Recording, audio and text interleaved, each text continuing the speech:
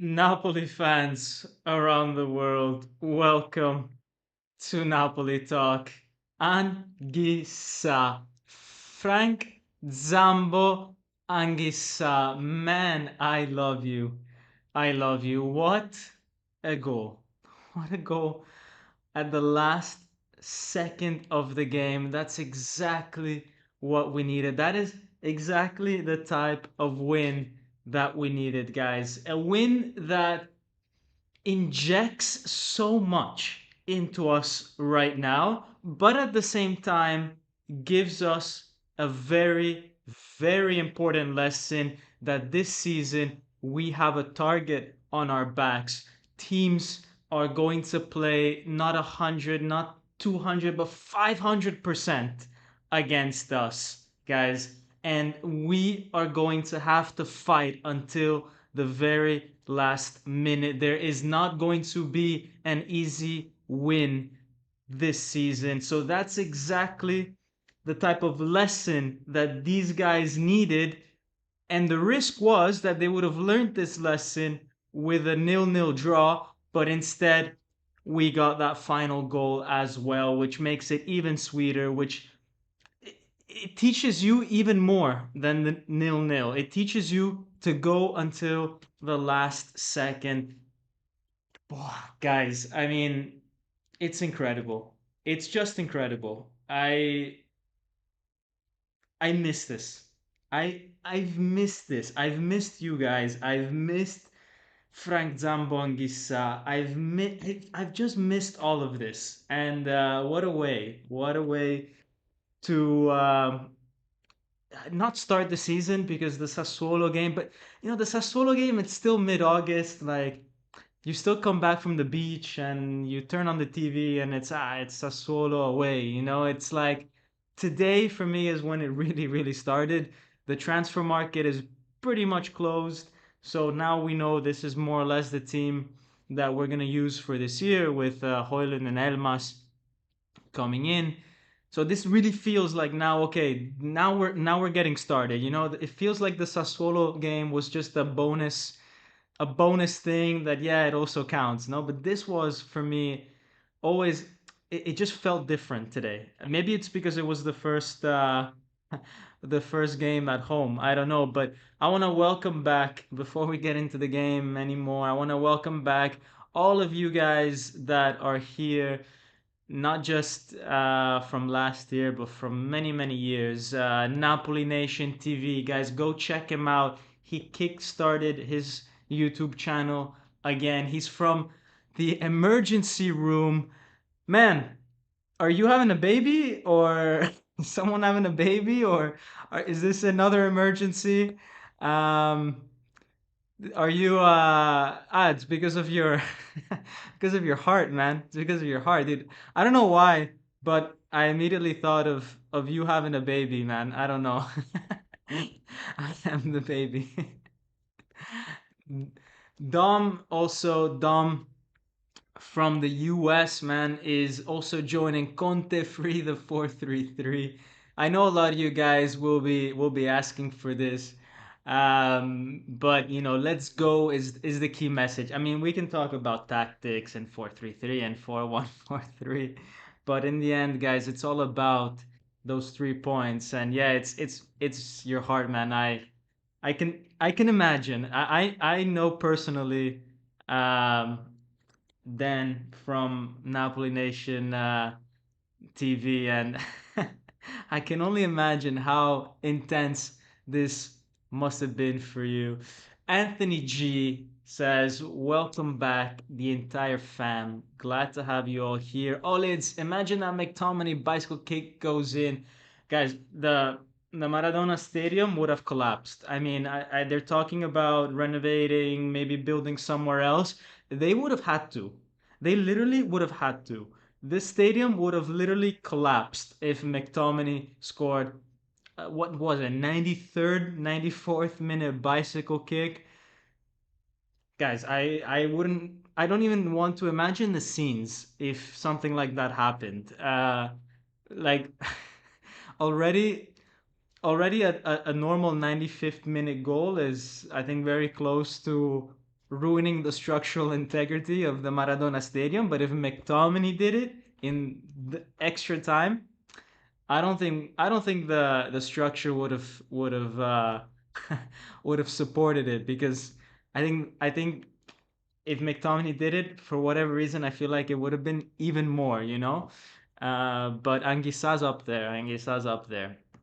I want to get to a lot of your comments, guys. I just want to just give a first initial shout out to the members, and then I have some updates as well regarding what I want to do this year with the memberships, because last year a lot of you guys supported, but I wanna I wanna talk about that a bit later as well, in terms of what more I can do, what different things I can do for this year, and you know, we learn and we grow as a channel. Lex says the Drama Kings are back in the buildings. Let's go. Speaking of drama, guys, I mean, it started, you know, the other day with Decibel Bellini. I made a video about it. As I was making a video, everything went back to normal. The Serie A is back, man. The Serie A is back. This is what we love. It's the drama that we love, man. Gotta love the Serie A. Exactly, man. Gotta love it. Let's see who else, man. So Lex is saying, you know, these low block, everyone behind the ball, organized defenses are so hard to break down. What does Conte need to do to take these games earlier?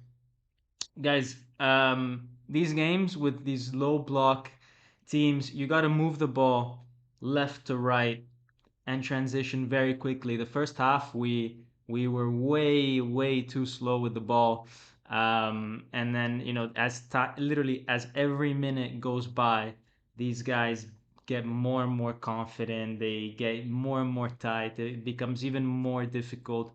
But I think we did the right thing in the second half to just pile on the pressure, move the ball left to right, put those crosses in. Yeah, maybe you need 30 crosses before one of them works, but at this point, it's a numbers game, no?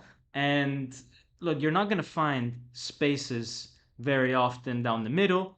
The only times you might be able to is if someone goes on a bit of a run, like Lobotka did towards the end. But even for that to happen, you have to have them get used to you going wide so that they stretch for then you to go down the middle. So you need to play that numbers game of going wide and putting crosses in to open up the possibility of one of them being good, or catch them by surprise at some point down the middle. Unfortunately, that's the only way, because it's unlikely against a team like Cagliari that are putting all those men in the back. It's unlikely that you're going to find that killer pass down the middle, or you know, you're going to do anything other than what we did today. But look, I think regardless, I think we put in some quality crosses, and I gotta say that Cagliari defense performed very well. Very well. Like, I've got nothing against the crosses that we put in, because very rarely did they go, you know, over everybody in the like in towards the corner flag, or you know, sometimes you see that, right? Sometimes you see like really wasteful crosses. I feel like all of the ones that we put in were causing havoc inside the box, and it required Cagliari's defenders to be really on it. And as I said, look, it's only a matter of time before one of them goes your way, and that's why you just got to keep doing it. You just got to keep doing it. Maybe what was it? Cross number 30 worked out for us, but you know, you got to just keep believing. I want to now get to also some of the other members that joined. Die, this is what we watch football for. Hellcom says, missed you, Dom, and everyone here. What a way to win today, and wish everybody a nice season. And above all, have fun. And to win. And to win. Let's not forget to win at least most games. I think we can all agree that, you know, we're not gonna win every game. We're not gonna go and do that. But I think we can say let's make sure we win most games. Peter says, great to see you again, Dom, and Napoli fan. Peter from Belfast. Good to see people from all over the world tuning in to this one. And Oli says Gutierrez is class. Yeah, I'm excited for Gutierrez because I really like these players that can play in the pockets of space that Gutierrez will go into. He's not purely he's not a left back that goes all the way down the wing. He's also able to cut inside. I think he's good on the ball, good at crossing. I think he's going to be a very interesting player for us. I want to get to also people that are not members, but are very active on the channel. I want to get their comments in as well. Lou Gutilla says, first, I guess this was before the goal, says it was a very frustrating day. And then this is clearly after the goal. This comment is clearly after the goal. Um, Valerie says, hi, hope you had a nice summer and happy these after-match videos are back. What a finish to this game. Yeah, I'm happy as well, guys. I'm super super stoked to be back. I did have a good summer. I was in Italy twice actually. I went in June, right after the season ended, came back, worked a bit, went back in August. So it was good. It was good. It's nice. It's nice to go back to Italy, and spend a few weeks there and see the fam. Tomato says, I love Zambo. Happy we won. So unlucky Scott was. Caprile was great, to be honest. We should have won by at least two or three. Lang has to start the next game. He looks so good on the ball. Forza Napoli sempre. Guys, Lang, he's a bit of a mystery for now. I don't think we saw enough minutes of him today to know what he can really bring to the table.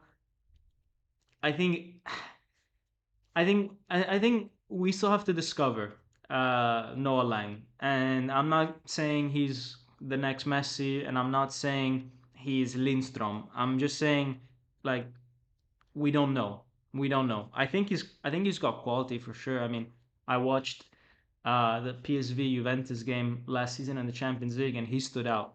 He was by far the best player on the field. So I know he's got quality, but let's see how he adapts. And at least the few minutes that he did today, it looked good. I don't think it's really enough to judge the impact that he will have on the season. But I'm sure he'll get minutes, especially since I heard that Neres is injured again. Pulled out of the game last minute because of a muscle injury. We cannot be relying on Neres. Conte's late subs bring anxiety, says Puerto Rican. Matteo shouldn't be getting 90 with the players that we have. Matteo Politano, guys, at the end was exhausted. Like from the 85th minute onwards, he just could not anymore. And that's actually the reason why the goal ended up happening, because he was so exhausted that he literally did not have the energy to take the last corner, which he had been always taking. So he asks Noah Lang to take it, and that corner then led to the ball getting cleared, Lobotka taking it, giving it to Buongiorno. And Buongiorno, I don't even know if the guy has any assists in his career. Guys, can someone very quickly like bring up some Buongiorno stats and let me know if this guy has any assists in his life? And definitely, I don't think he has left-footed assists.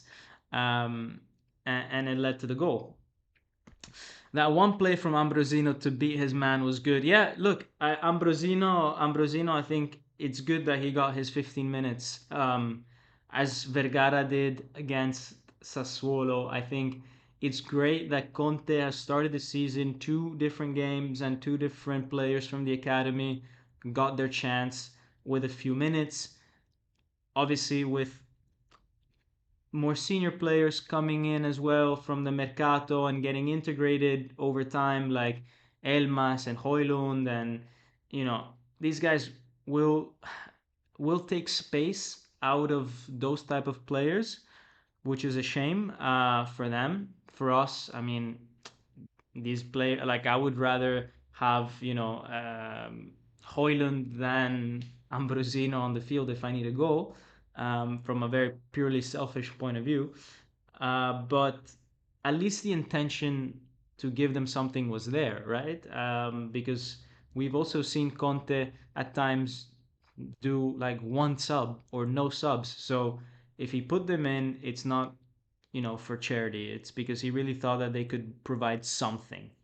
So yeah, Anthony says, I thought in preseason Lang was our best player. Was pretty surprised we ended up lining up this way in the first two games of the season.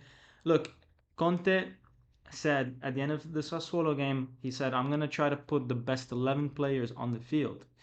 And at this moment in time, you cannot play without Anguissa, you cannot play without Lobotka, you cannot play without Mctominay, and let's be real, you as a coach would not bench De Bruyne either, because God forbid you draw or lose a game in which you benched Kevin De Bruyne. Yeah, go and speak to the media after that.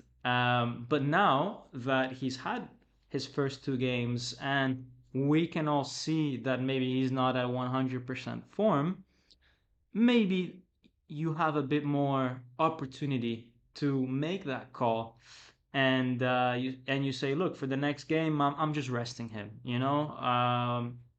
He still needs some time, but you cannot start the season with Kevin De Bruyne on the bench. So, because we had to play those four players altogether, this was the only formation, and unfortunately, someone like Neres or someone like Lang had to give way.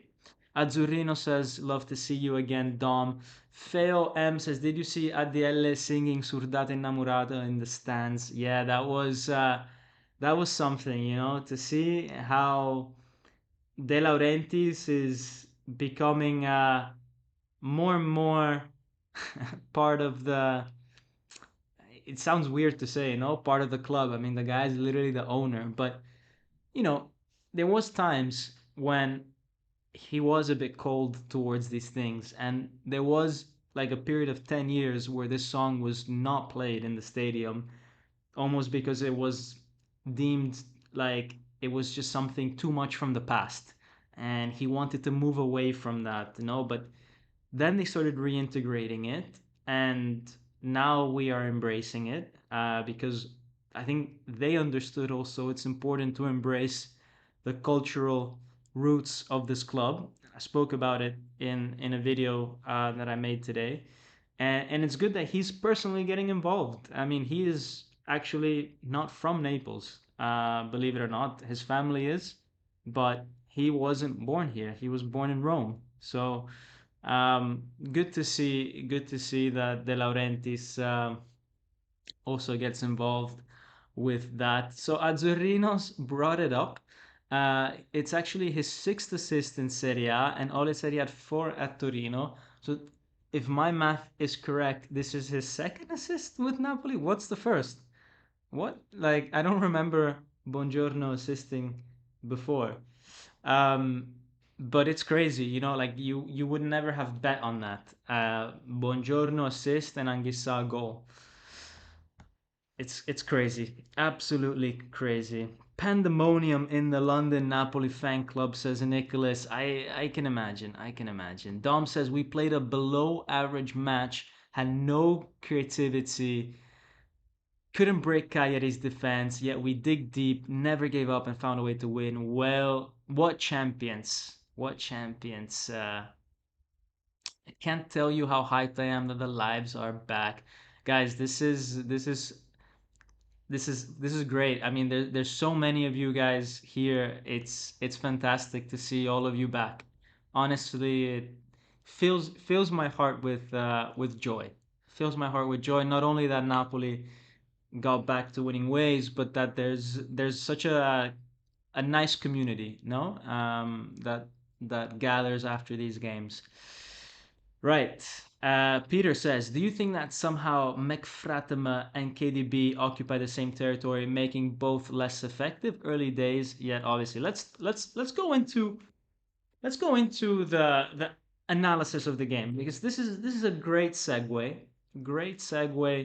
to taking a look at a few screenshots. For those of you that are new to the channel, Welcome to the analysis part of the channel where we take a look at some interesting moments from the game, and we will talk a little bit about De Bruyne's position because I think it's quite interesting to go over.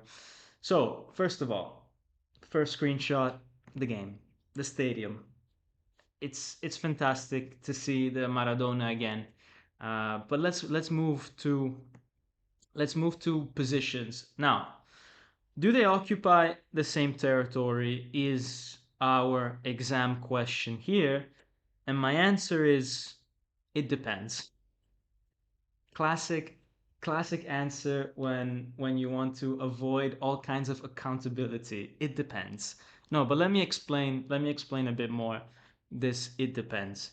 So when Napoli has the ball and we are constructing from the back, they do not occupy the same position. Actually, what ends up happening when we are deep into our construction play is that De Bruyne goes back.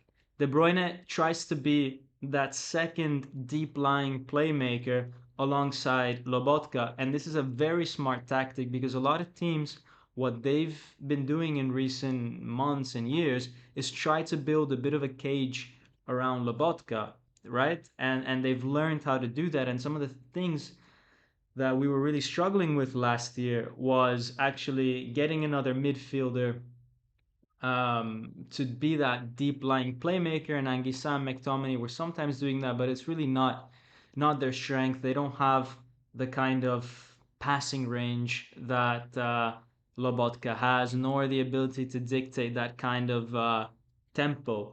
So De Bruyne actually is the one that drops back, and there will be times when it's teams picking up De Bruyne and leaving Lobotka open. And this just allows us, to have that kind of optionality. And it's impossible for teams to make a cage around both. If they even think about doing that, Napoli will just play the ball on top of that. So in when we are starting, this is what we do. Then when we don't have the ball and they are trying to start the maneuver, De Bruyne is the one that's pressing. And this is a very simple reason why. No, and it seems like he's covered a lot of ground, but actually, this is a completely different uh, part of the game. And this is because when Cagliari has the ball, so when we're playing in defense, let's say, we will not ask De Bruyne to track all the way back. Sometimes he did that. He did that against Sassuolo where he did a few sprints going back, but that's really not the norm. What will happen is that he's going to play alongside Luca and he's going to press. And actually, he was pretty disappointed in his teammates here that they didn't follow his pressing. And he was looking back a few times to see if the team was following and sort of giving a signal. And Spinazzola here was a bit late, no, because you see that gap is a bit too much and it allows a defender time to control the ball and all that. Now, you see that when Cagliari progresses with the ball, De Bruyne at the bottom of your screen is not on the same line as the other midfielders. He's not going to go all the way back. He's going to remain a reference point alongside more or less Luca at the top. Now we will get to his position here. It's not highlighted, no, because I wanted to highlight Spinazzola, but his position now, you can see it on the bottom right of the page, is very different from Mctominay's. Mctominay is always going to be that midfielder that when we have the ball, when we are constructing the play, he's going to go inside the box. Him and Anguissa, it's always going to be at least one of them. At least, like, we are not going to be crossing the ball unless one of the other midfielders is there, I think. And at times we're going to have both surrounding the striker. And it's going to be a problem for defenses because they're going to have to overload the box with defenders and midfielders to try and cover these crosses, which were pretty dangerous throughout the game. And it's going to leave an empty space for De Bruyne, especially also having a player like Spinazzola on one side and Politano on the other. These are two players that look, say what you like about them. They're not gonna make Ballon d'Or shortlists, but these are players that are able to play and cross with both feet. And that is a super underrated trait to have because it means that you need two people on these guys because you need someone that covers if he goes deep and someone that covers if he cuts inside. And even then, it might not be enough because these guys have skill. Say what you like about Politano and Spinazzola, but these guys have improved massively. In the case of Politano, Spinazzola, I think was always a very good player, even 5, 6 years ago. But they are trouble for defenders, and they might not be the most dangerous and the most accurate and all that. But as a defender, you're not gonna take the risk. You're not gonna let them just go one on one. And if you do leave these guys one on one, trust me, they will put the ball in the box. And then if you're a defender, you're taking that risk that one of these crosses goes well. So you're always gonna see that these guys are gonna be somewhat, double marked. And guess what? That's gonna leave space for someone like De Bruyne to get a pass back, or if this cross gets rebounded from one of the Cagliari defenders, it's gonna maybe fall in the feet of De Bruyne. And this is not something that is unique in De Bruyne's career. This is something that De Bruyne has always done. He's always just sat at the edge of the box. So I think we're playing to everybody's strengths. We're not like if we take a look at De Bruyne, we're not asking him to track back. He's 33. We're not asking him to do that. We're asking him to just press a little bit at the top and stay in that position. When we have the ball and the tempo is a bit slow, he can take his time to come back. As the defenders pass the ball around to each other, he can take his time, he comes back, and he can use his passing range to unlock some certain situations for us. And then when we have the ball, Mctominay is going to be flying into the box and he's going to be sitting outside. So, do I see overlaps? No. I think they are very complementary players and they're getting used in complementary ways. McTominay had two great chances today to score. Maybe two and a half. He had one situation in the first half where he wriggled past a few defenders. He had the bicycle kick in the second half, and he had another situation where he was on the penalty spot. So I think he should have scored at least one of those three, the one on the penalty spot. And then we'd be talking about 2 goals in 2 games, with De Bruyne having another one from the game before. So can they coexist? Yeah, I think they can. I think they can. I think they will. It will not be like this every game. I think Conte showed us last year that we have a lot of different solutions and we can use those same solutions of last year again this year, the 4-3-3, the 3-5-2, you name it. I think this is a team that has a lot of solutions available to themselves, and I think this is one that also works. I don't think with a 4-3-3, for example, life would have been significantly easier. I think we would have seen more or less the same type of display because this is this is exactly what you need to do against these teams. Just put crosses into the box. I mean, that's how we won against Cagliari when the when the last game of the season happened a few months ago. We unlocked it with a cross. It's just how you play against these teams, and both formations allow that, both the 4-3-3 and this one.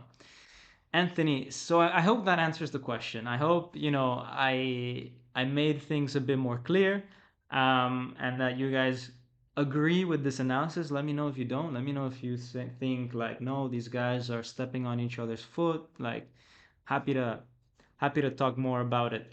Anthony says, "Hey Dom, what year of Napoli talk is it? 6 or 7? Crazy, you've been doing this for so long. Glad to have you back. Some things never change in the Napoli DNA, giving us a heart attack for the whole game. Yeah, is it season 5? Season 5 or 6? Definitely not 7, man. Don't don't give me 7, bro. That's too much. But yeah, 5 or 6 years. Started when so I started this channel. For those of you that don't know, I started this channel when COVID, like during COVID, but specifically when football restarted after COVID. You know, there was like that whole like 3 4 months off, and it was a point in my life where there wasn't really much to do. You know, we were still locked in, and I was like, you know what, let's just give it a shot. Now there is a lot to do in my life. You know, work and everything, a lot of work, many hours, sometimes 70, 80 a week. But you know, we find the time for Napoli. Of course we do, of course. And you know, Champions League games might be difficult for me this year. um, but let's see. Definitely the Serie A ones, I'm going to try to make 38 out of 38. And if I cannot be there for a live for whatever reason, you know, there's a wedding, there's a whatever situation that I cannot pull out of. Not my wedding, guys. Not my wedding, but you know, like a cousin or whatever. You know, I will at least try to watch the game on repeat and make a separate video for you guys. Tomato says it's not a muscle injury, just muscle fatigue due to him either overworking himself too much in training or the reason, but I think it's due to overworking himself. I think this is about the Neres situation. Yeah, yeah. They were allowing us to cross, and they just had no issue with managing them in the center. Look, I think Cagliari has, first of all, very solid center backs. Like Mina, I rate the guy, and he's tall. He's tall. I rate the guy. He's aggressive. Luperto, ex Napoli player. We never really gave him a lot of space, and say what you will, but he's decent. He's always been decent. Every time I've seen a Cagliari game, whether it's against us or when I watch, you know, some random Inter Cagliari, Juve Cagliari, these type of things, Luperto always does his job. You know, I think it's actually a shame that we let go of him because I think he could have been someone that we could potentially kept as a fourth, fifth choice center back. Dom, what a win! Will you make a video reacting to Napoli's UCL draw? Yes, I will make it in the next few days slash weeks. I want before obviously we start our Champions League campaign. I wanted to wait because when the teams came out, we didn't know exactly when we were going to play the games, and I feel like that's very important to know. Now that came out, we know, for example, we play Man City first and all this kind of stuff. This is all very interesting. So now that there's more details around the situation, we can make a video about it soon. What do you think of our mercato? I think we're still lacking depth in midfield and attack. So I'll make a more detailed video about this soon, about the mercato. But what I will say is, oh, I just noticed that the chat on the right is super out of shape. But whatever, I'll fix it.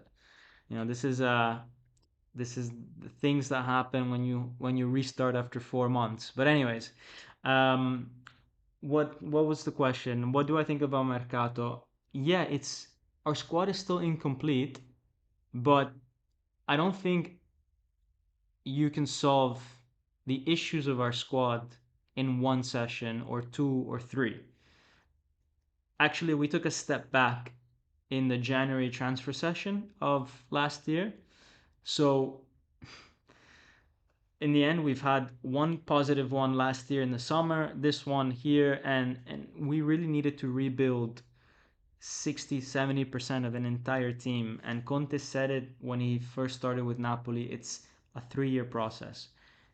I don't think many clubs make as many signings as Napoli did this year. The focus of our signings this year, guys, was to add depth in as many positions as possible. And the positions that were prioritized were the center backs. We got two center backs because Buongiorno's injury record and Juan Jesus, you know, he has a certain age. We all know the issues with Juan Jesus. And um, we have the problem that last year we really struggled with goals. I mean, we had Mctominay score 12, and he was the best one in the team. And, he's a midfielder. So we needed guys that had a history of scoring goals. Noah Lang, double digits last year. Luca, double digits last year. Elmas, he's a guy that we know he can score goals. Hoyland's gonna come in. Like, this is a team that needed goals, no? And De Bruyne, he's gonna bring quality and goals. So that was the focus. Are we still lacking, for example, a Vice Anguissa? Yes. But the priority was to get more goals into the team. The Vice Anguissa is going to be really important come January because he's going to go to the African Cup of Nations, which I don't understand why this competition happens in January. Either FIFA decides that all championships should take a break to allow this competition in January, or they should play this in the summer like the Euros happen. You might say, okay, it's too hot in Africa. Man, it's really hot in Italy as well, and we will be playing the Euros there in a few years' time. Trust me, you do not want to be playing in 30 degrees heat there as well. So the heat is kind of a relative excuse. I don't know. But it falsifies championships to have this happen in the middle of January. So FIFA have to come up with a better way. Obviously, the competition needs to happen. It should happen. What I'm trying to say is actually let's give it more space. Let's give it a proper, let's give these teams also a chance to do proper kind of um, ramp up to this tournament, no, and not have players distracted by what they're doing mid-season. So yeah. Dario says, sorry, it's my first time on this channel. Where are you from? Why do you support Naples? Well, I'm from Naples. I'm from Soccavo, actually. So it's literally like the neighborhood next to Fuorigrotta. Born there, lived there, and then I moved out for studies. Now I work abroad.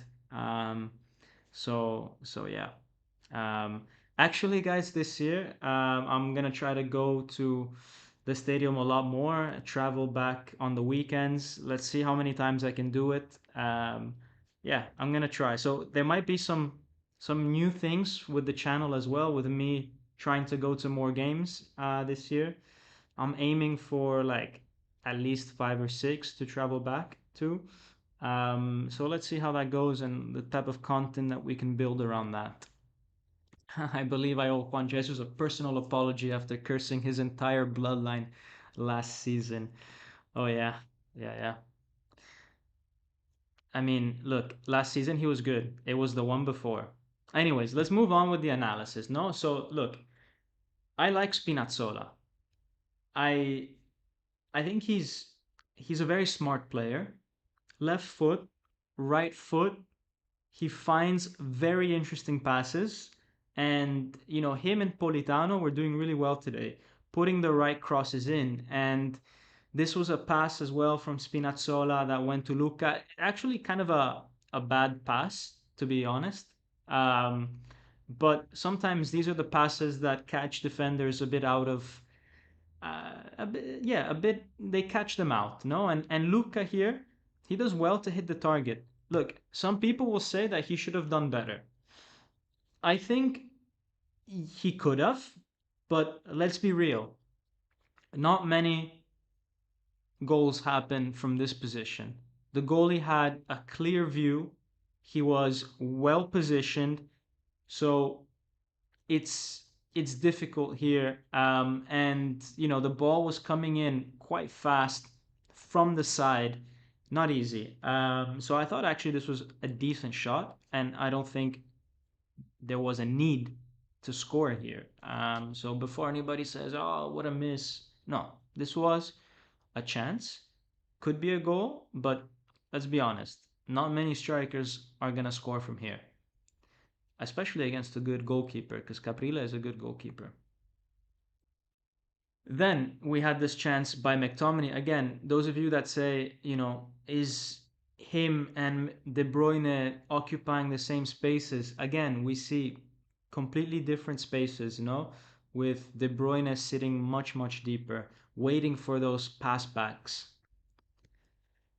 But speaking of De Bruyne, guys, when he got this yellow card in the second half, I gotta be honest. You guys know I'm a very honest guy on this channel.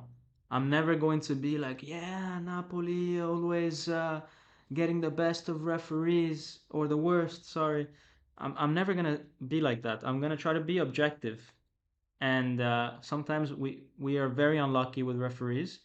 Today, today we were lucky, huh? This this is a bad foul.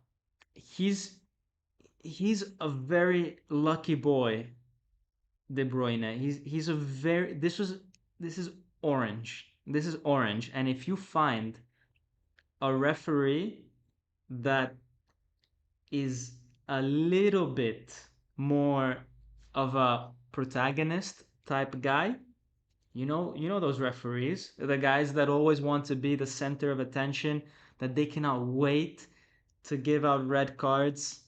Yeah, if you find that kind of referee or those kind of guys on the VAR room, this could be a red. So De Bruyne, very, very lucky that this was just a yellow card. And the reason why I'm emphasizing this particular challenge is because also in the Olympiacos game, he did Olympiacos. You could say, what are you talking about? Which Olympiacos game? In preseason, okay, the last game of preseason, in the game against Olympiacos, De Bruyne did exactly the same foul, also orange, between yellow and red. I would say even leaning more towards red, both of them. And now that's twice in 3 games. And whilst I like that, he brings that Premier League spirit, let's call it like that, okay? Let's call it the Premier League spirit. Um, whilst he brings that, he's got to be careful. He's got to be careful because I can see a point where you'll find that referee that cannot wait to give De Bruyne a red card, especially because it's De Bruyne, you know?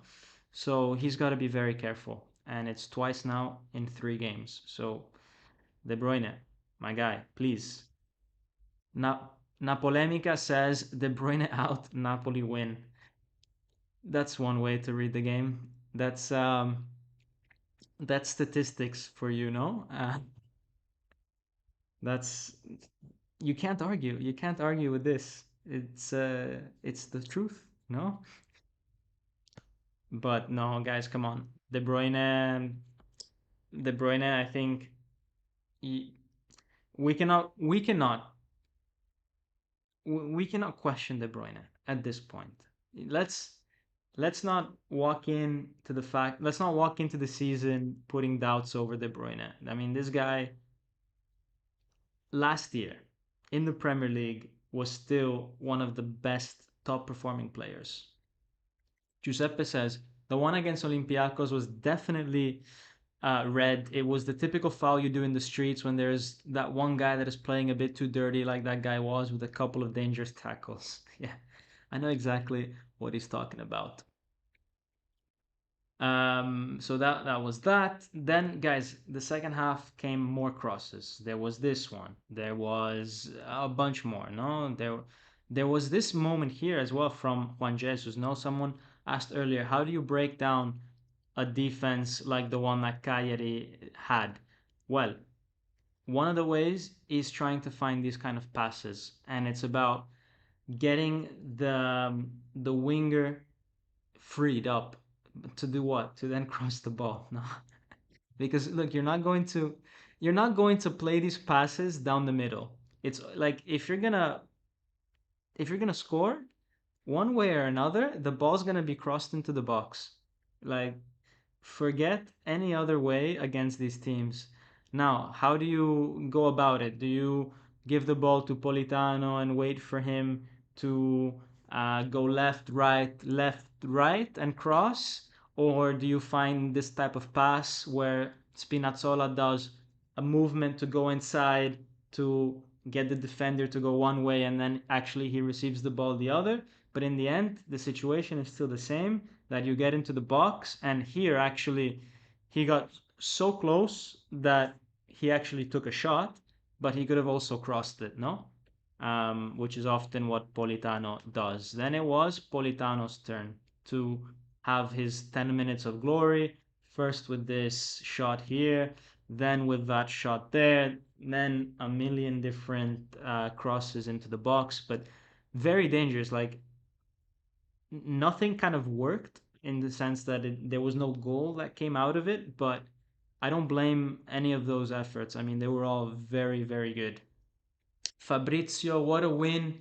Beautiful. I know Fabrizio goes to the stadium joining us from Napoli. So, man, I'm super jealous for the fact that some people got to see that. Like I've been at the stadium for these kind of 95-minute goals, guys. I was there when Cavani scored against Lecce, and it wasn't it wasn't even just the 95th minute goal. It was Grava getting the ball off the line and then scoring a 95th minute goal. Like you went from one extreme where you're potentially losing the game to winning the game with a Cavani goal from outside the box. I mean, when we speak about that Luca shot, now that I think of the Cavani goal against Lecce, I think, okay, yeah, maybe some strikers can actually score from there. But look, let's not put Cavani and Luca on the same level.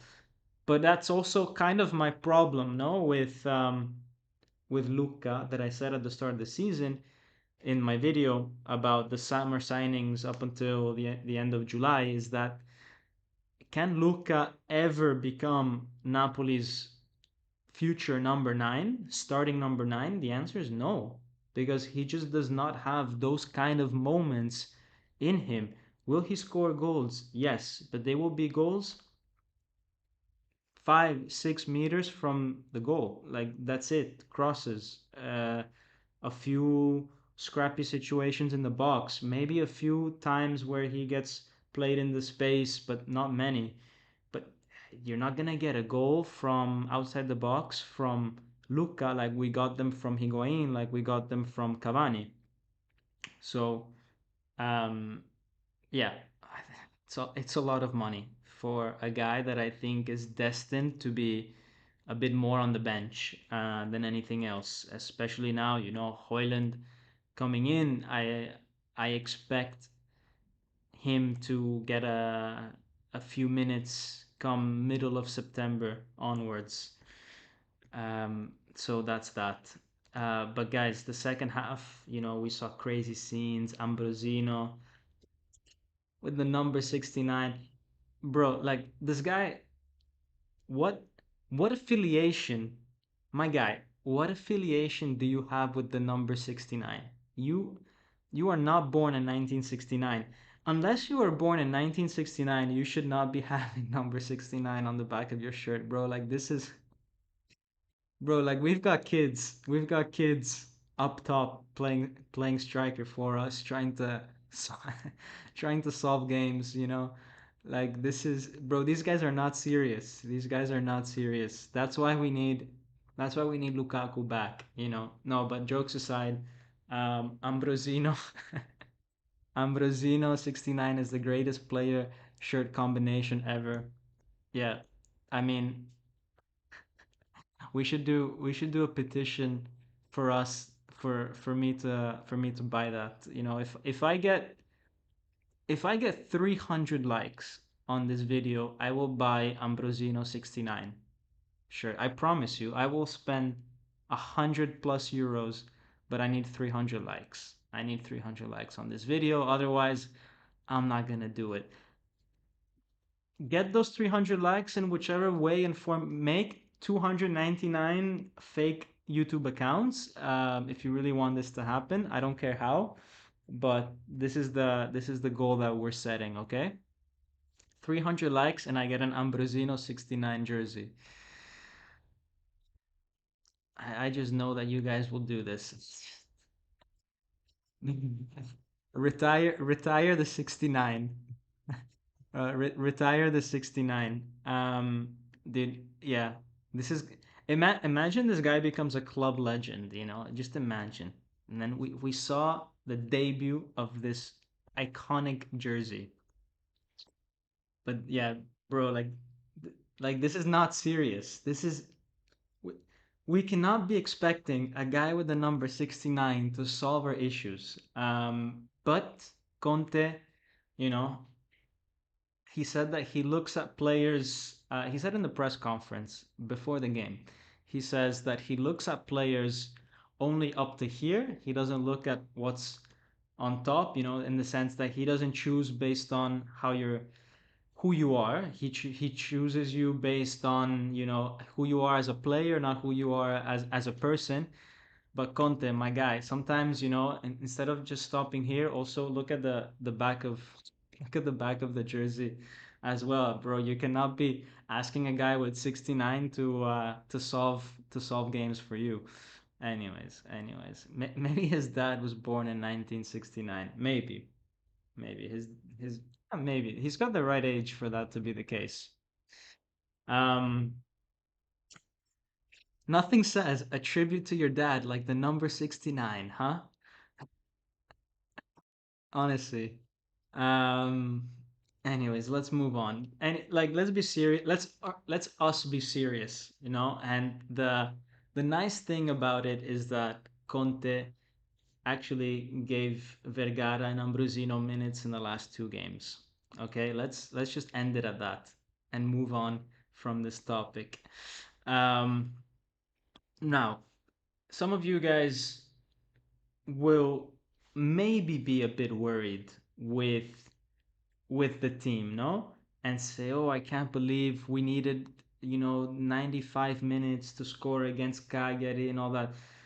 When I saw this, when I saw 11 players tracking back, just outside the screen, you will see that there was also another two players tracking back, recovering from a counterattack in what was the 80th minute.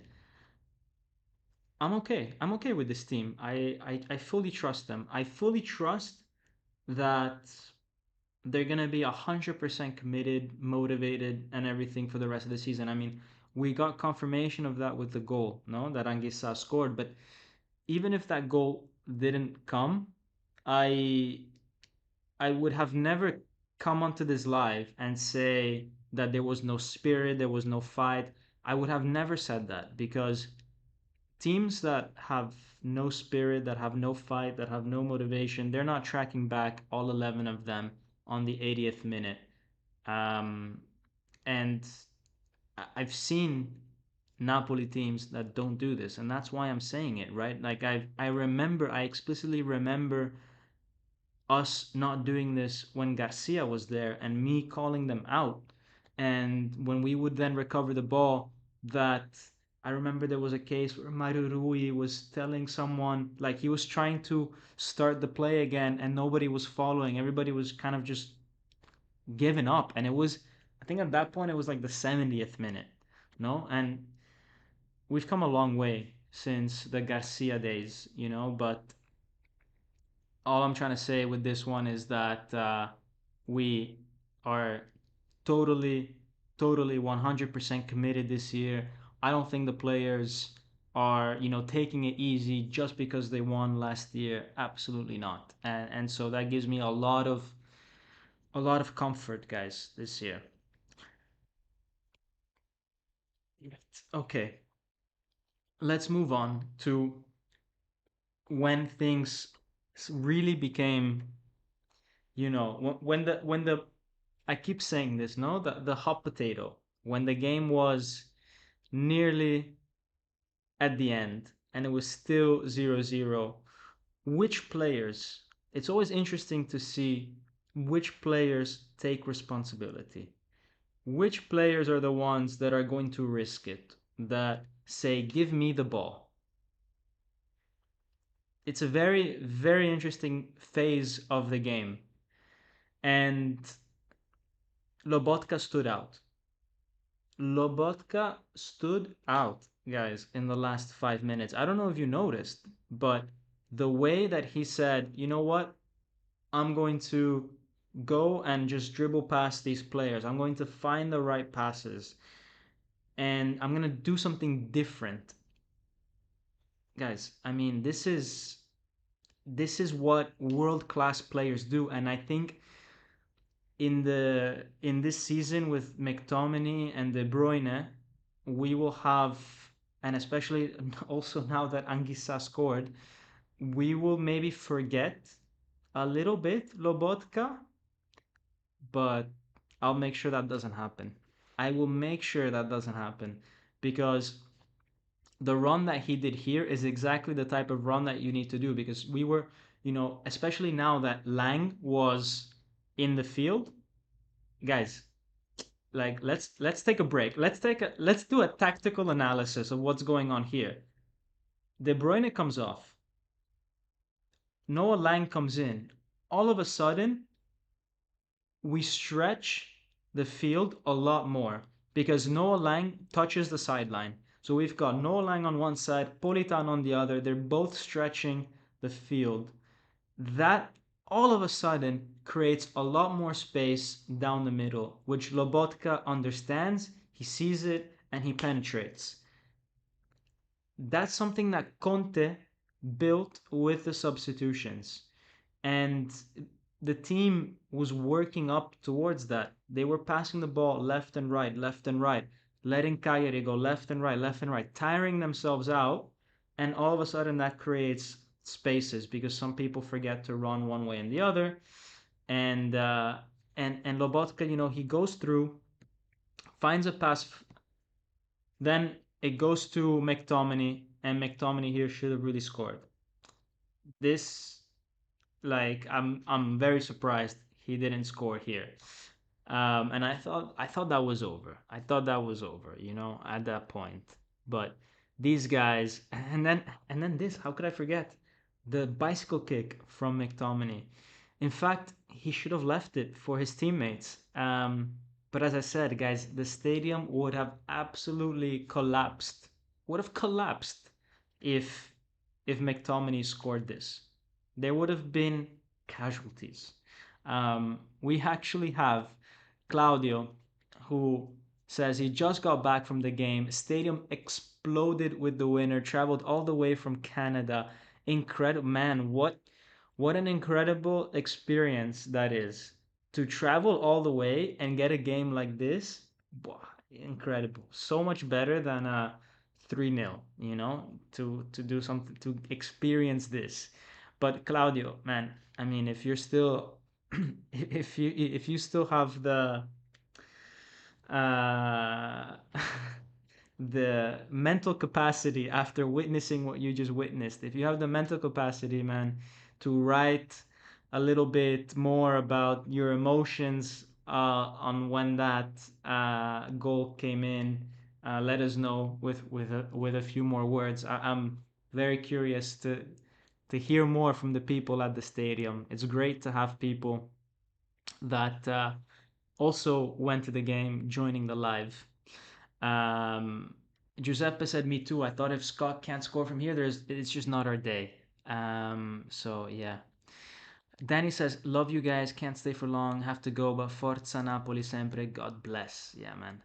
We are now 1 hour deep into this, but love that you guys are all still here, most of you. And if you have to go, bro, do your thing. Do your thing. But guys, look, it's kind of cut from the screenshot, but Lobotka finding a great pass for Buongiorno. Buongiorno putting it low into the box, guys. This is another one of those things, right? Like, how many crosses did we do that were at the top? No? And I don't know if it's because Buongiorno can't put any height with his left foot, or maybe he's a, a natural assister. I don't know, a natural sister. I'm not trying to say he's a woman. That didn't come out right. Not a natural sister, a natural a sister. Yeah. What a weird word. Um, anyways, um, but he found, that perfect pass down on the ground. Maybe people didn't expect it, after 30 crosses into the air. And look, that finish from Anguissa, that is a very, very, very difficult finish. Very difficult finish to do, guys. To have the composure after 95 minutes of running, make that 100 if you include the stoppage time in the first half. After 100 minutes of running, with all that pressure, to keep the ball low, incredible. Incredible. And look, it just goes to show that just trying to keep it low is one of the hardest places for a goalie to actually reach, because Anguissa didn't put it in the corner. It was kind of central, the effort, but it's so difficult for goalkeepers to get down low that, yeah, it pays off when you're in the box. Like, guys, when you are in the box within the first, from the penalty spot to the goal, I always think shoot it low, because the space that there is between you and the goalkeeper means that even if you're not shooting a missile, it's super hard for goalkeepers to have a reaction time to get down and save it. The shot doesn't even have to be in the corner. Um, so yeah, I mean, these are kind of little tips that, I don't know, you give maybe to, I don't know if you guys play football, maybe you can use these kind of advices, or whatever. But I always feel like, yeah, if you're within the 11 yards, always a low shot. Always try to keep it low. Don't do anything fancy. Don't try to, do crazy things. A low shot, even close to the goalkeeper, hit it anywhere near the target, and 6 times, 7 times out of 10, you will score. Claudio, who was at the stadium, says the crowd was getting restless, time wasting, questionable calls, frustration with Luca. Yeah, that's a huge theme. That's a huge theme about the crowd getting frustrated with Luca. Was at the Monza fiasco 2 years ago. Happy to get a win finally. Train ride back had fans from Scotland and Belgium. That's great to see. Also these guys that come all the way just to see De Bruyne and Mctominay.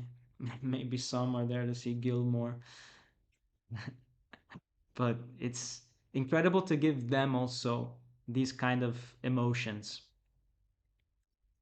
Also, it's the first time Anguissa doesn't sky a pass coming from the side. He's very good when he shoots after controlling or with the ball coming from the front, but from the side, nah. It's incredible because look, Anguissa, he's not the best finisher. Let's put it that way. But he's been getting kind of, and we saw that against Sassuolo. He had a big miss against Sassuolo, if I remember correctly. But what I'm seeing with Conte recently is that he's getting more and more into these type of situations. Remember that shot that he had against Parma, where he like took a few touches in the air and then did like kind of a bicycle kick with his left foot. I mean, he is getting on average like one very good chance per game. So look, Anguissa, if he can get 6, 7 goals this season, that's going to be massive for us. I'm going to start a football career only using Dom's advice. Man, yeah. I like I never played at a high level, no? I tore my cruciate ligament when I was 14. So that's the end. That's the end of any kind of hope, no? Um, but I feel like it would have been super cool to, or it can be even in the future, to coach like, I don't know, 11, 12 year olds. I'm not gonna pretend like I can coach, players that have played at a higher level than me. Um, but coaching like 11, 12, 13 year olds that are good enough that can actually follow some kind of advice, because if you coach like 6 year olds, like these guys are just running around like chicken, so there's no fun in that. But yeah, like I don't know, um I can see myself doing that when I'm like 50. You guys will probably not want to be watching me when I'm 50 anymore. So I gotta find a new hobby at that point. So yeah, maybe I can build the next Mctominay. Anyways, guys, that's the analysis of the game. Now, a moment that you guys have all been waiting for is the player ratings. All right. By the way, Eric says, I jumped from my couch. All my family looked at me like, bro, your family gotta be watching these games with you. What are they doing not watching these games? Player ratings, guys. This might cause mm, debate. This might cause debate. I'll let you have 5 seconds to soak this in, and then let me explain myself. All right. Start with the easy one. Meret, NA. Didn't have to do a save. I cannot give him any score. Okay. The substitutes. Yes, they kind of had an impact, but also eh, not that much. And look, I except for Buongiorno, obviously with the assist, no. But what I'm gonna try to do this year is, because substitutes play much less than the other guys, I'm going to, be a bit more calm and collected with my assessments. Like sometimes last year, like a substitute would come on, have like one, they would do like one good thing and get like a 7 out of 10, which for me is a very good score, a 7 out of 10. And it's just like, well, maybe, like maybe, but also maybe that's too much, like for example, maybe Buongiorno I could give him a 7, no, but like Ambrosino, it's like he had that like one decent moment, and I remember like maybe last year I would have given him like a 6.5 just for that, and it's like really like just for that. So I'm gonna give a lot more NAs this year to substitutes, just because I feel like it's hard to judge someone in 10 minutes unless he really comes onto the field and like is devastating in one way or another, like he's horrible or he's very, very good, and it's a clear jump up from what we had before. Now, you will see very high scores for Lobotka and Anguissa. I think they were massive today, winning the ball. Obviously, Anguissa scoring, and Lobotka, as I said, like a lot of those chances in the second half came from him. Even the goal, it came from him. So I want to make sure that he gets the credit. Juan Jesus, I thought, was better than Rachmani because he contributed a bit more going forward. He found that pass to Spinazzola, all these kind of things. Very good. Spinazzola did very well getting forward. Politano, even more. Just super dangerous, those two on the side, but maybe not enough to really get a game-changing moment, which is why they don't get anything above a 7.5. De Bruyne and McTominay, less. Especially De Bruyne with that yellow card, which could have been a red. And look, McTominay, he was present, he did a lot, but that chance that he missed, I have to penalize him for it. Like it's a bad miss. And I was even debating whether to go harsher on McTominay. I decided not to, um, because look, it breaks my heart, no, to put anything lower than a 6.5 to McTominay. But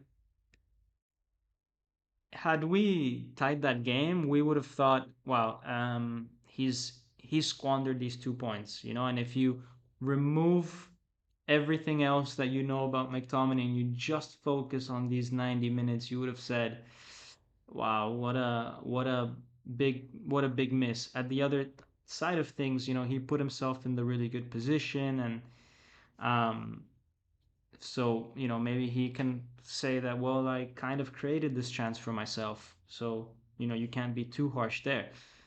Same thing for Luca, like there's people that will criticize this performance. I i don't feel like we should be criticizing this performance from Luca because he didn't have really anything much to do.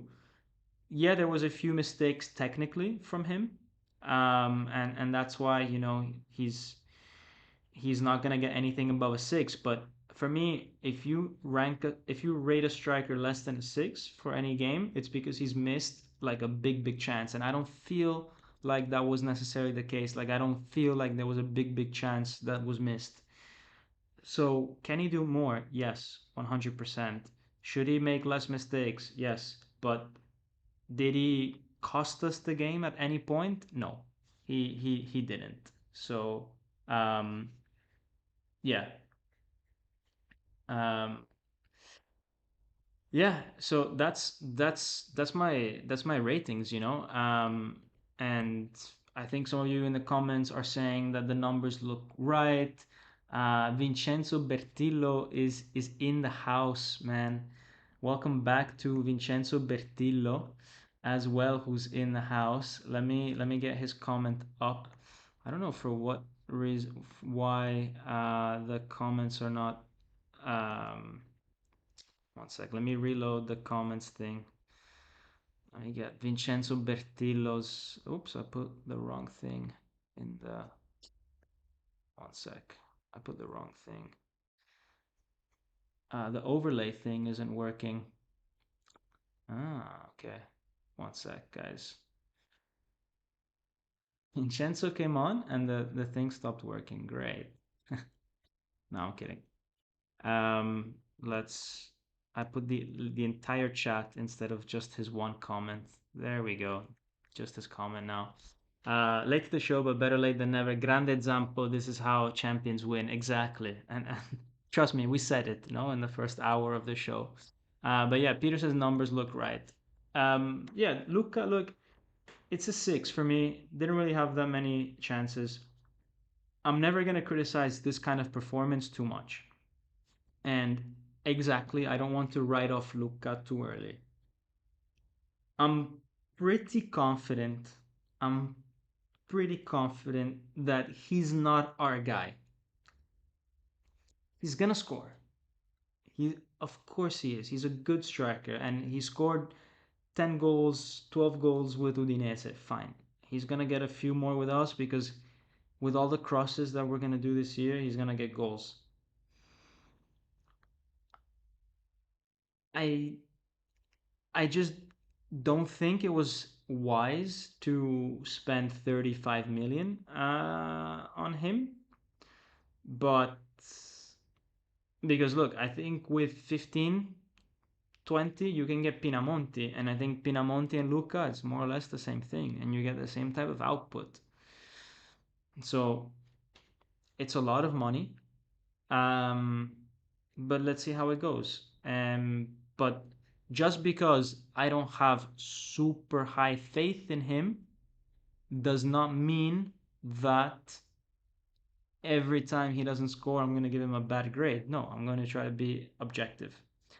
Tomato Tomato Tamoto says, in my opinion, Ziad.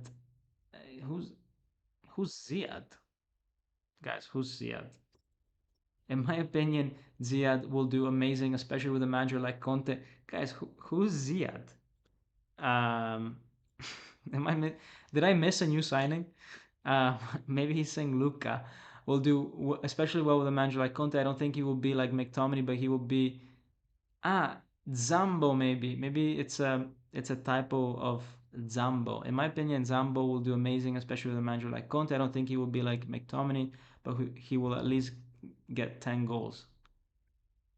No, this cannot be Zambo. Guys, let me know who this Ziad player is. um, yeah, tomato, bro. Ziad, my favorite.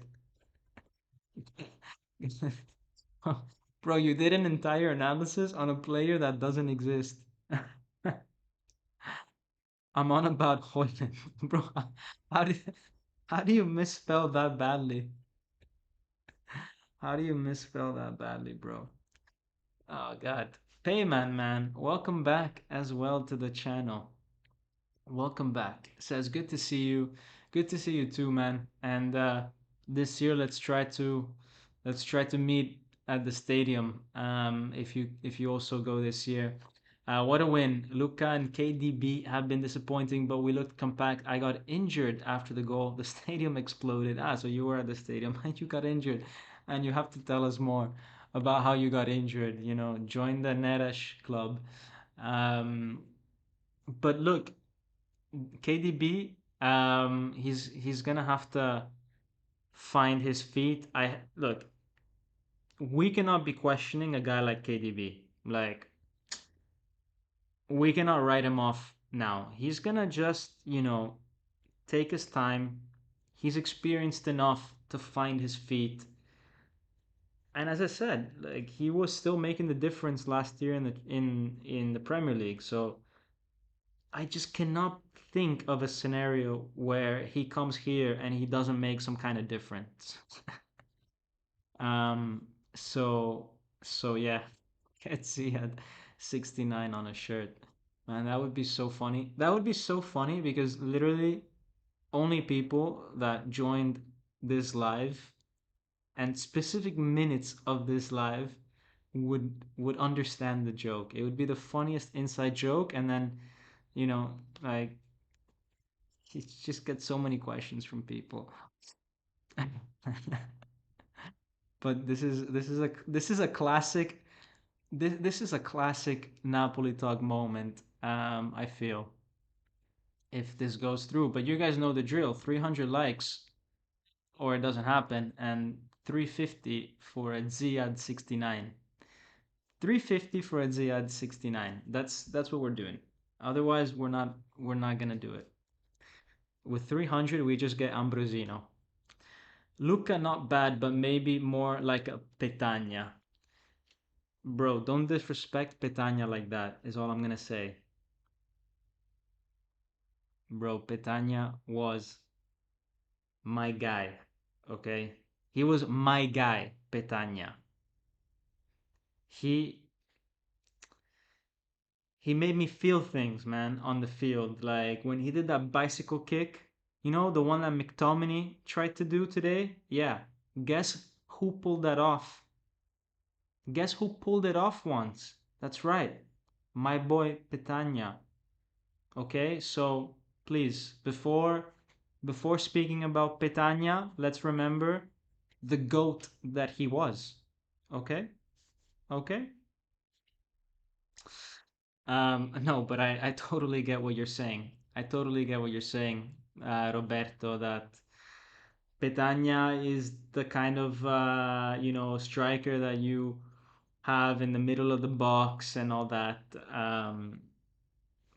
I would say Luca gives you actually a bit more than Petagna because of just purely from a height point of view, he can probably get to the end of more crosses. But yeah, that's I rate him like Inglese. Do you guys remember Inglese? Yeah, I imagine not a lot of you do. But he's a guy that we bought for like I don't know, 14 million from what was it? Chievo, Parma, something like that. Where did we buy Inglese from? Was it Chievo or Parma? I can't remember. And then we sold them the next year to Parma. So then we bought him from Chievo, right? Anyways, but that's the type of kind of player that he is. And look, the guy didn't have like any impact with us, and that's that's kind of the same level of player that Luca is. And I don't have a problem with having a guy like that on the team. That's what I want to get. That's the message I want to send. Is that I think someone, yeah, from Chievo to Parma. Thank you, Eric. Um, I that's the message I want to send. Is I think it's smart to have Luca in the team in the squad. He's gonna be able to get at the end of crosses, solve a lot of issues. That's fine. I just don't understand the price. That's the only thing that bothers me. It's the price. And some of you will say, but Dom, it's not your money. Fine, it's not my money, but why couldn't we have used half of this money for a better purpose? Even now, no? Like we could have maybe pushed a bit more for a bit more depth somewhere else. I don't know. I don't know. But yeah, Inglese from Chievo and sold to Parma. Napoli 41482, man. Thank you a lot for your donation. Will Hoyland be a better forward and not Luca? I think so. I I like I like the explosivity that Hoyland potentially has over Luca, and if we can get the Hoyland that was last seen in the Serie A when he was at Atalanta, but an even more, physically dominant version because he left, when he was like 19 and by now he must have grown in the Premier League, then I think we have a very good player on our hands. But if he comes and cracks under the pressure, or if he brings too much baggage from his Man United days, that could be a problem. He's got to approach this the same way that Mctominay approached it, as like being relieved that he's out of there, you know? Like he's gotten a weight off his shoulder. Not in the. What I worry is that because he's coming in on loan, that he's not coming weightless, that he's coming with some kind of agenda, that he's got something to prove, and sometimes that can weigh you down. So, mm, I I want to see with what kind of impact and mentality he comes in, and I think that will determine how well he does. But that's on him because I think he's got the potential to do really well, and he's just got to like sort it out in his head, you know. AG says, I wish the Jonathan David rumors were true. Look at the contributions he's already had at Juve. Yeah, Jonathan David, for example, use the 35 plus salary that you gave to Luca and get Jonathan David instead. But you know what happened is that they didn't want to upset Lukaku. They didn't want a competitive alternative to Lukaku. That's why Luca was chosen. But again, fine, get a guy like Luca. Just don't get bullied by Udinese and spend 35 million. I mean, walk away after 20 and get Pinamonti. You know what I mean? Like, or Piccoli. Piccoli is going to Fiorentina, or he's already went. Did he already go to Fiorentina? Yeah, he already went. What was the transfer price? Let's see. Piccoli transfer 25 million. 10 million less than Luca. And Piccoli is as good as Luca. See, that's my problem. That's my problem. But yeah. Napoli Nation TV says, glad you're okay, Payman. Guys, once again, for those that joined late into the show, go check out Napoli Nation TV, a fellow Napoli YouTuber, big friend of the channel, and like I really mean it when I say he's like one of the really most passionate, most dedicated guys, and a real ambassador to Napoli fans worldwide and what it means to be, international Napoli fan. So I'm super glad that he's back making content, and I think the more of us in the space, the better. There's definitely uh, first of all space for everyone, but it's good to hear an opinion coming from Napoli Nation TV, because he brings so much passion and he went to so many games, so guys, like, this guy was going to every away game at one point. He's got tattoos of Napoli. Like, go check him out, guys. I cannot mention it enough, and he helped out this channel a lot, so I'm eternally grateful to Napoli Nation TV, always supporting, being on this channel, doing the a lot of man, he gave a lot of tips a lot of tips, a member of the channel, shouting out on Twitter, like, eternally grateful, and I should be thanking you. So, yeah. Anyways, guys, on that happy note, I want to go into something which is, so speaking of memberships, no. Last year, I tried my best to do something for people that become a member, and uh, I want to do better this year. I want to do better, no? And what I had last year for one of the tiers of the memberships was that you could play a Napoli Talk predictor game.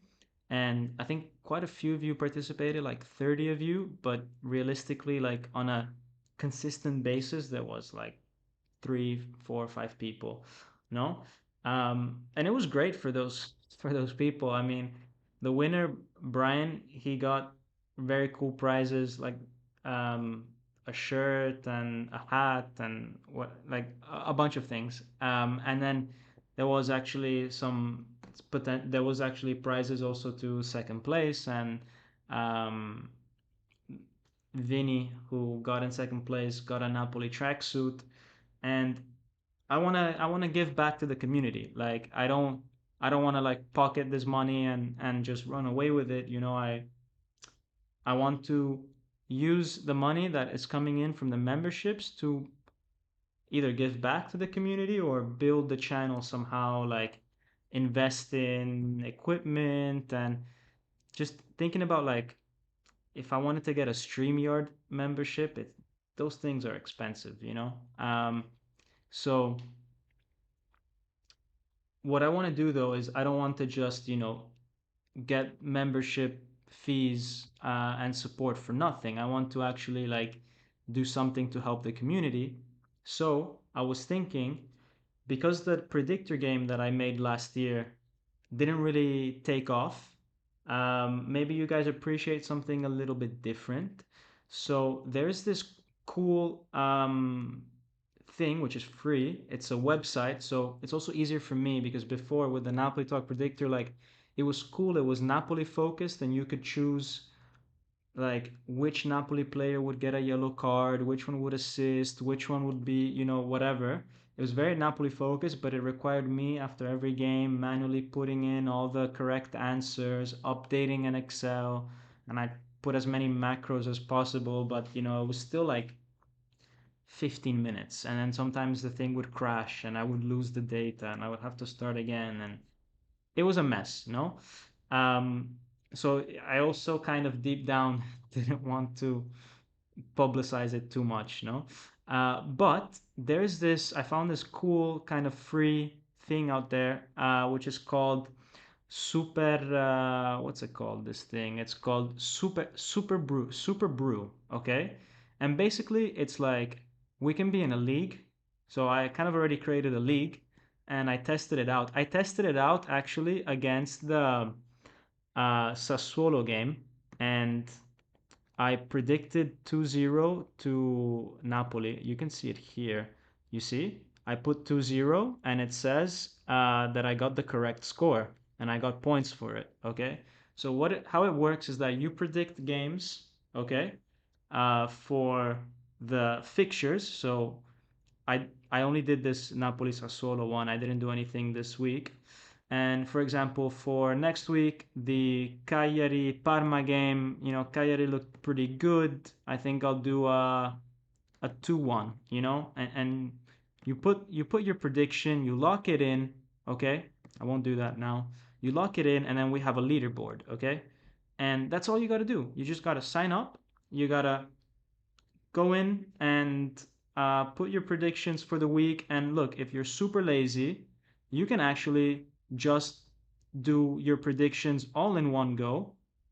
And you can do it for all the rounds that are coming up.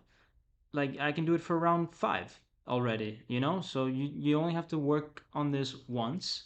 And we can get like a nice leaderboard going. Right now it's just me because I just did a dummy test run, and it's easy. Like I don't have to manage much. But if I think this could be fun. Could be a talking point for our lives. And if you do well, you have a potential to win some nice prizes. Like as I said, for the guys that participated the most on the predictor game, one of them got an entire tracksuit, and the other got like a shirt, a hat, a scarf, a water bottle, like a lot of stuff. So, um, there's potential there. What I want you guys to do though is tell me if you are interested. I don't want to just, put things out there and then, you guys are like, no, Dom, like this is a very bad idea. Like I don't want anything to do with this. But like if you are interested and you want to be playing this, yeah, like let me know now in the chat or in the comments if you're watching it later. And if I get kind of a few people interested, then I'll make this one of the perks for the members of the channel. And just as a reminder, I think the membership is like €2 a month, and you can cancel at any point.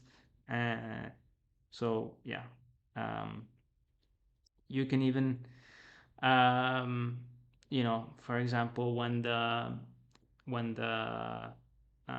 season ends, you can also I guess cancel and come back at the end of August, like people do with their like the zone and other streaming things. Just subscribe when you want the content. Um, Yeah, but let me know. So Napoli Nation says the league sounds awesome.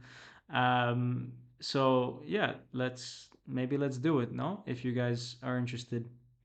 By the way, thank you, man. Napoli 41482 with another donation, man. So kind. Says if Napoli wants to go for another winger in the future, Asandiao from Como would be a solid young option. Yeah, but Como, they're not a selling club. I don't feel like they've got so much money that, and they've got ambition. Like these guys are gonna try to get into the Champions League. Like I think it's hard to get players from them. Um, but yeah, I agree. The guy is super super solid, super young. So yeah, he's very very interesting. Very very interesting. Anyways, guys, with this, I will end the live. But please, like, let me know, because so far only Napoli Nation TV has said that this sounds awesome. So either you guys think it's a trash idea, and you're just too scared to say it. But if you think it's trash, like, let me know. It's also good feedback. Otherwise, I'll set it up, and we see how it goes. Or maybe I set it up anyways, and if I'm the only one playing, hey, I win the prize, you know? That's fine. I might need I might use that to buy a shirt with what was the name on the back? Ziad. Forza Ziad. Man, that's so funny. Anyways, guys, with that, I hope that you guys enjoyed the first live back in a long time. I certainly did. My voice is running out. Can't wait to do this every week. Well, we do have a break, you know, but you guys get what I mean. Anyways, guys, with that, that's everything. Smash that like button. Subscribe if you haven't. Become a member if you feel like it. If not, that's totally fine. And as always, Forza Napoli sempre. Ciao.